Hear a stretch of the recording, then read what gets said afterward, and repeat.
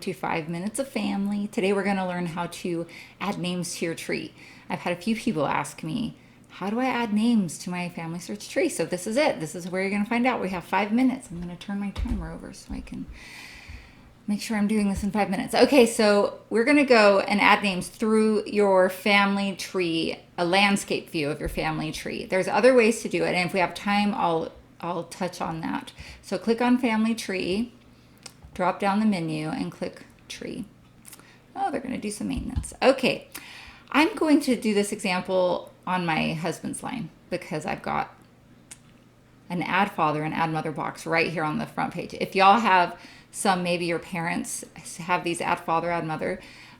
So I'm going to show you how to do this for someone who's lived recently.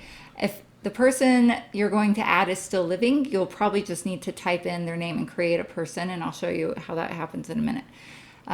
But usually when you add a name in FamilySearch, you're going to check to see if they already exist in the system, because a lot of people contribute to FamilySearch, and a lot of people have already put some of your ancestors in here, and you won't have to add every single one.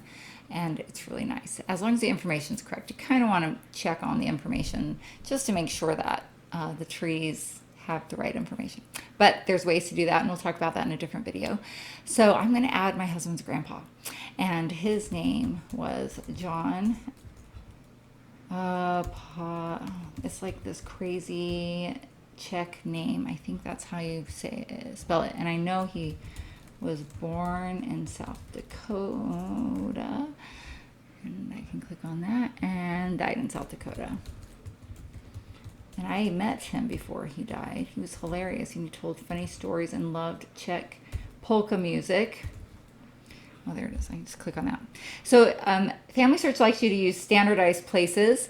So if ever you're typing in a place, you'll see, on the drop-down menu, it'll list some places for you to select. Go ahead and just pick that name. FamilySearch gets mad if you put in a place without selecting a standardized place, also with the dates. I don't really know when he was born, but I know he died in 2010. And see, that standardized year. So I'm going to hit search. Oh, and he's deceased. All right, they want to know if they're living or deceased. If they're living, you probably won't find them because FamilySearch protects people who are living. And he is in FamilySearch already. And this is him. I can check, the places. I want to make sure this actually is my husband's grandpa. And I know Leona, John Joseph Potsumek, Mary Sedlacek. All right, so this is the right family. And I want to add this match. All right, now, if it said no matches, I would select Create Person. And you can go in and type in the details of where they were born, when they died. If you don't know those details, just put in their name. Just put in what you know and give them a place on your tree. And then in another video, we'll talk about how to research your family and find information about them. Maybe you can find when they were born, or when they're married, or when they served in the military, or something like that. So now this is a great feature that they've added where you can add the couple, or you can just add the person. Now sometimes the couple they will have listed may not be the couple that is your ancestor. A lot of people have gotten married multiple times and they'll have kids with each spouse. And so if this is not your ancestor, don't click the couple. You can add that spouse later, but for right now, for your tree, you'll probably want to focus on your bloodline, right? But I know that this is the right couple. And when I click on that, ta-da, it adds it in here. And I used to have a blank spot here. Let's see what was connected. Look at that.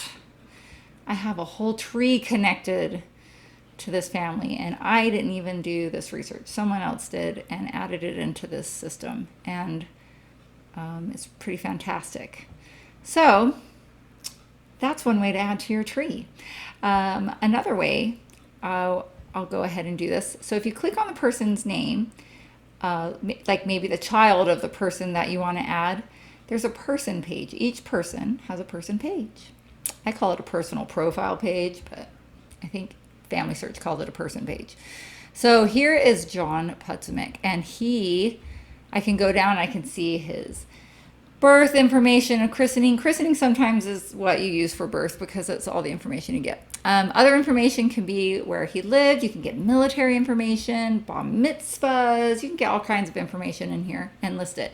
It also has John's spouse, so his wife, and all his kids. And then it has his parents listed and all their kids. And so if you don't have any parents listed, you can click on this add parent.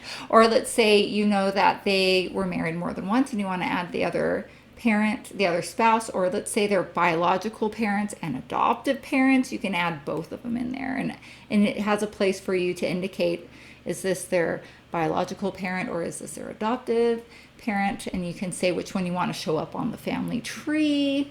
There's a lot of possibilities there. So that is one way that you can add people to your tree. Just see if FamilySearch already has it. And that's all we're going to talk about today. Good luck. I hope that gives you a little clue. Start playing around with that. And if you need any help, go to the help menu and ask some questions there. They have lots of great answers. And we'll talk to you later. Bye.